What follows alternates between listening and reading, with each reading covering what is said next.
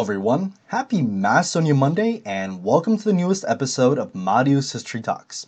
Today's episode was submitted by Patriotic Macedonia on Instagram. He wanted to know about Alexander I, King of Macedonia, his participation in the Olympic Games, and whether this proves the supposed Greekness of the Macedonians.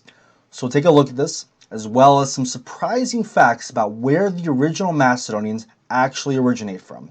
But first, make sure you hit that subscribe button. It's the best way to stay up to date with all the great new videos coming out. So one of the Greeks' most adamant points about the Greekness of the ancient Macedonians is a couple of quotes from Herodotus. In one he states, "These, the monarchy, are Greeks, as they themselves claim."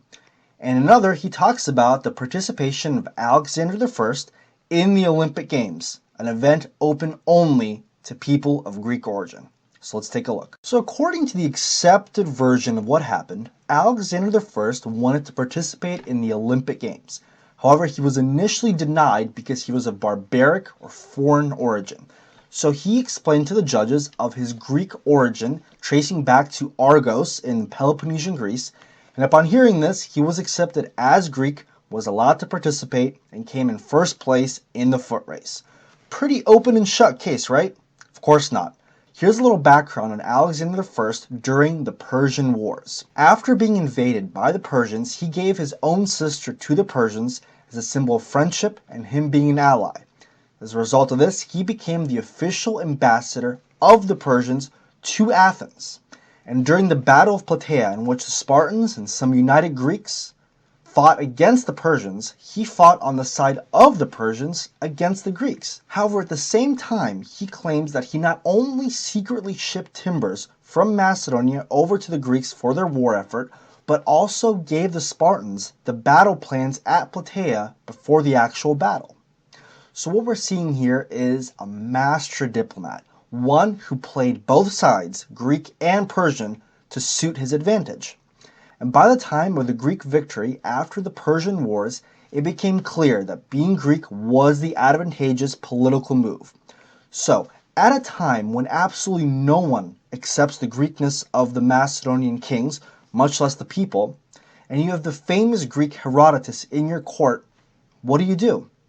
Well, you fill his head with as much pro-Greek propaganda as you can about how you love the Greeks, are Greek yourself, and hope that he spreads this message back to the Greek world. And as luck would have it, that's exactly what happened. And because of this, Alexander I became known as Alexander the Philhellene, and we'll explain the meaning of this in just a moment. Now, Greeks will try to tell you that the word barbarian, as applied to the Macedonians, meant simply that they were culturally backward and primitive Greeks, and that this was a word used by a lot of Greeks to refer to other Greeks that were also primitive and backward. While this was occasionally the case in a handful of instances, it was the exception to the meaning of barbaros, and by no means the rule. The primary definition of barbaros, as seen in the Greek lexicon of Little Scott, the most reputable lexicon there is, states non-Greek speaking foreigner. In fact, etymologists trace the root origin of the word barbaros to the onomatopoeic sound of a dog barking, barbar. This is what Greeks refer to non-Greek speakers when they spoke. They might as well be dogs barking because we can't understand what they're saying. But remember, being culturally backward was not the cutoff for participation in the Olympic Games. No other Greek tribe was denied entry on the basis of this. The cutoff was being of barbaric origin, a non-Greek.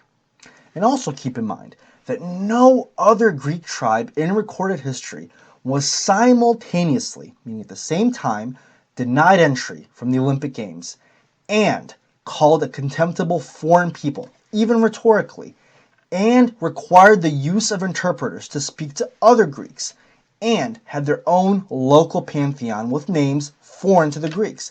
It simply did not occur. And much like the word barbarian, when Greeks see Alexander I referred to as philhellene, that is, friend of the Greeks, they try to water down the definition once more to suit their narrative. They want it to mean something along the lines of a Greek patriot. And while this very occasionally could have been the case in history, its definition, that of a title being used to refer to foreign princes, as well as the circumstances of Alexander's origin, remove any doubt that this could have been the case. So if nothing else, did the ancient Macedonians really have an origin in southern Greece, as Alexander I told Herodotus and the Olympic Committee? Again, probably not. This origin story is taken with a big grain of salt by both modern and ancient historians. Herodotus' own words about the supposed Greekness of the Macedonians was autoi legusi, which means as they themselves claim. Big clue right there. The supposed Greek origin of the Macedonians is seen by modern historians as nothing more than a bit of politically motivated royal propaganda, as well as a convenient wordplay of the name Argos, because in all actuality, Macedonians did descend from Argos. Argos Oristeda in Macedonia, modern-day Hrupishte. Now, as for Argos in the Peloponnesus, well, ancient historians were onto the Macedonians. They could differentiate between the two very easily. So obviously the Macedonian kings did want to become Greeks. At the time period, being Greek was seen as the pinnacle of not only culture, but civilization. But no matter how hard they tried to act like Greeks, having Greek names, worshipping the Greek gods, they could never seem to get rid of their old, barbaric Macedonian ways, such as hunting, gambling, drinking, womanizing, you name it. And this is why modern-day Greeks focus almost exclusively on the Macedonian kings. They at least tried. No one seems to give a care about the average Macedonian peasant. They not only never tried to behave like Greeks, but they probably looked down upon the Greeks. And even Greeks of the time period, those that accepted the Greekness of the Macedonian kings, never extended this to the Macedonian people. And as for Herodotus, our dear old friend that seems to comfort the Greeks, well, he said just that. He called Perdiccas, king of Macedonia, a Greek ruling over Macedonians. So while the Greeks may have accepted the monarchy as a form of quasi-Greeks, it is clear as day the people were never accepted as Greeks. Oh, and if you want to add some more confusion to the mix regarding Herodotus' histories, well, he considers Thessaly, a region south of Macedonia, as the first Greek people invaded by the Persians, even though Macedonia to the north was invaded first. But hey, let's keep using isolated quotes from Herodotus to prove the Greekness of Macedonians. And finally, to put this whole matter to bed, no Macedonians until King Philip II quite literally conquered Greece and forced them to submit to his will were ever allowed to participate in the Olympic Games. In fact, Macedonians under King Archelaus were still being barred from participating in the Olympic Games, so they took the alternative route.